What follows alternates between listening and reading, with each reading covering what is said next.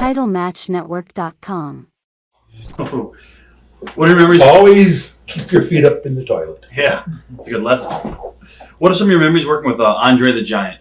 I only worked with Andre three times. One time we was working up in New Hampshire, and I gave him a nut shot, and he chased me around the ring. Huh. And I rolled in the ring at 9. He got counted out. He was pissed. All right. He was hot. And the other time I wrestled with him was in Buffalo, New York, at the old Armory before they had Pepsi Arena. And Andre was drinking wine that night and eating garlics. And I'm not talking a little guy. He was eating the whole thing. Good. And I was in a different locker room that particular night. And you guys watch. I have fun with George. So we go in the ring. And he grabs me, puts me in a corner, takes those hands, are like slobbering garlic and wine all over my face. And the smell was horrible. I got his thumb and I jerked on it and got away from him. Right. He goes, ha, ha, ha. He come across the ring, caught me again, jammed me in, give me the garlic treatment again. I caught his thumb again, got away from him, rolled out of the ring and went and left. That was it. That was enough of Andre. Yeah. I guess around WrestleMania too, what was your thought? Were they ever going to put the IC belt on you at all? Were they ever going to give you the title? The IC belt? No. Okay. Let me tell you about titles. You didn't need it because you're already over, so. That's exactly right. Right. And you put a title on a guy that's good, but needs something. Right, you didn't need it. If you don't need it, why give it to you? Why waste it? Did you think about Honky Tonk? What was it like working Honky? Oh, Honky Tonk was beautiful. He was beautiful. He did his gimmick. I mean, 100%. He knocks everybody now, but he was a pretty good guy, really. Right. And he was a good worker. Not a great worker.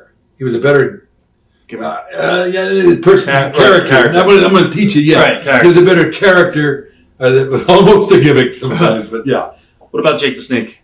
Oh man, Jake the Snake was one of the finest minds in the business. I used to love Jake the Snake and to work with him and so on and so forth. Psychology-wise and all? Yeah, and I had a lot of fun with him until I changed my lifestyle a little bit, quite a little bit.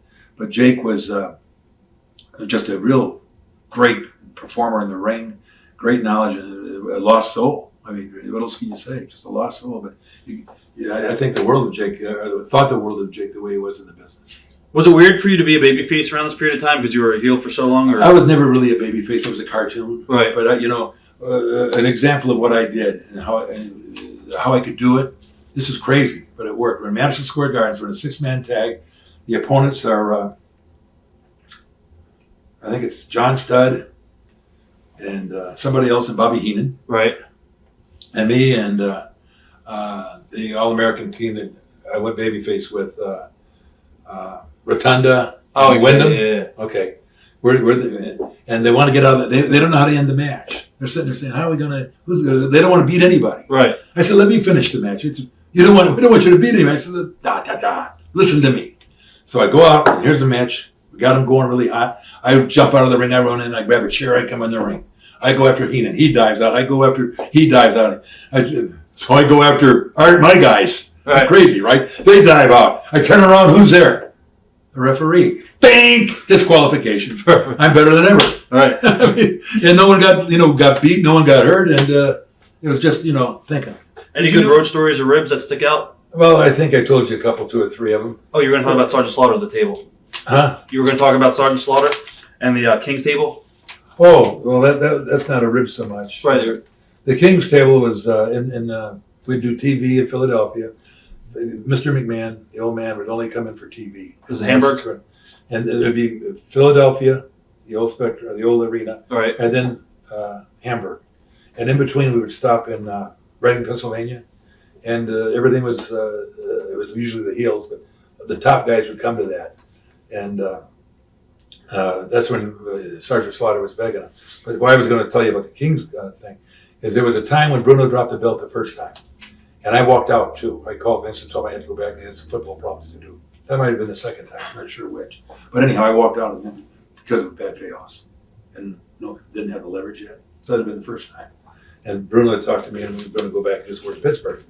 So when Bruno dropped the belt, the story was that I'd broken used the chair and hurt his shoulder real bad. The doctor told him not to wrestle, but he came into Madison Square Gardens and wrestled Koloff. and lost the title. So we had an angle with that. And the angle went, when he come back, I walked out. So now the following year, Vince calls me up and wants to come back. When he called me up to come back, that's when I had my leverage. That's when I started making big money. And we're sitting at the King's table, and he looks at me and he says, I respect a guy, if he doesn't get a good payoff, complains about it, always make it right. Which guys would complain, he'd give him a couple of extra $200. Right. I looked him right in the eye, and he had his glasses down the end of his nose. I looked him right in the eye, and I came right at him a little bit. And I said, I got to tell you, I respect a promoter that pays me what I'm worth. And if I got to come back and beg for my money, he can kiss my ass. Huh. He sit back like this here, put his glasses back, never got another bad payoff. Huh. Leverage. Do you think the character like George Animal Steele could still get over today? Absolutely. I think the art of the work it would be fantastic. Did you think when they brought Mr. T in, it kind of exposed the business a little bit, or we were already exposing it? He was just another deal on puzzle. When they got me hot was when they brought the refrigerator in. Oh yeah, for the Chicago deal. The Rumble. So Bob Wolf was the guy that brought Cyndi Lauper. No, Bob Wolf was the guy that brought the union into football, and he brought the union into basketball. He was the first agent. Very dear friend of mine. He wanted to organize wrestling. And I laughed at him. I said, there's no way. You can't organize wrestling because it's different than basketball and football. It's a totally different deal. The only way we could ever have a union in wrestling is if you make Vince McMahon Sr. the president of the union. All right. And then he's already there. He won't work. And the guys will work for less. You cut each other's throat. What about British Bulldogs? What were they like outside the ring? Great talent. Outside the ring, they were idiots. You saw Dynamite rib a lot of guys? Yeah. Great guys, though. Great guys. How did you wind up doing the movie with, I guess, Ed Wood? Because of my tremendous acting ability. Right. Just a fantastic actor. Because I look like the ugliest guy in the world. I look like Tor Johnson. Tor Johnson, they called me and started telling me about Tor. Tim Burton did. And he said, you're going to be a movie star just like Tim Burton. I'm thinking, I'm going to be a movie star. Then I researched the part, and I found out that Tor Johnson was the first guy to make monster movies without makeup. That's how I got the part. I mean, Did you like doing it? Oh, we had a ball. We were out there for 3 months. It was really first class. And the movie turned out really pretty well. It was just a real great experience. I mean, who wouldn't like to be in them? I wasn't just an extra. I had a starring role. Right. Huge role. And it was great. In fact, towards the end, when we went out there, I told my wife, no, we're not going to get excited about this crap. It's just a one-shot deal. But I started looking at agents just before we left, and they wanted me to move to California. And I live in Cocoa Beach. I have a great lifestyle.